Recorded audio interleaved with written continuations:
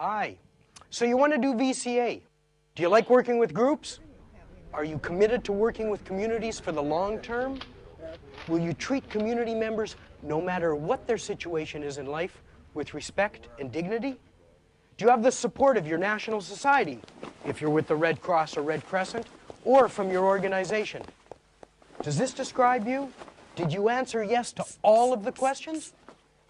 Okay, let's look at how we do VCA. In a sentence, VCA is a participatory-based methodology for collecting and analyzing information about community problems, and then building sustainable solutions that the community itself can develop and implement using their own capacities.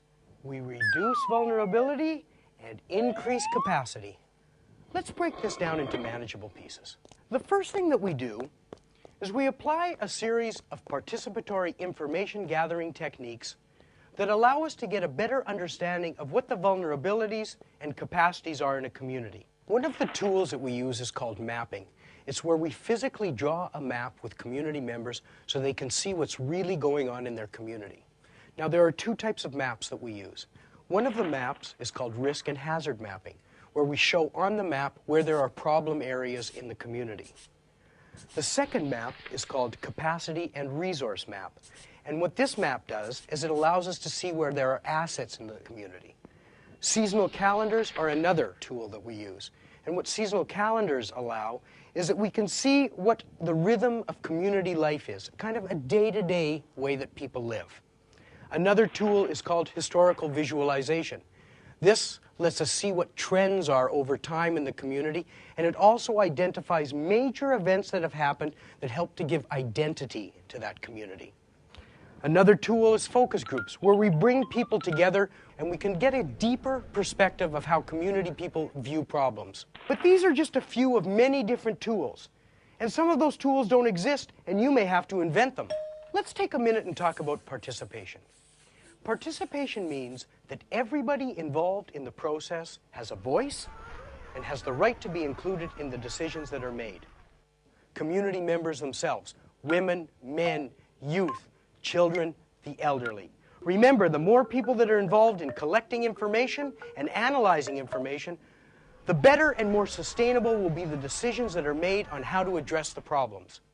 Then, through participatory analysis, we try to understand what the root problems are and how these affect the lives of people in the community.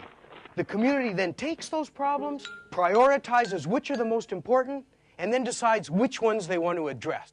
Sometimes we need help. Communities can't do everything, and we as organizations don't have all the skills and the knowledge to address all the solutions to all the problems. We need to build alliances. We need to work with government, we need to work with community groups, and with other international organizations to better implement the solutions to the problems. Remember, success largely depends on our capacity to provide the support that communities need so that they can make the change. VCA is not a project. It's not simply writing a report. VCA is a tool for change, and if you use it correctly, it can be a very, very powerful tool. So does this sound interesting to you? Do you want to be involved in a process that can lead to real and meaningful change and improve the quality of life for people? If you want to do VCA, talk to your Red Cross or Red Crescent. Take a VCA course, but more than anything, make sure you're committed to working with communities for positive change. You can make a difference.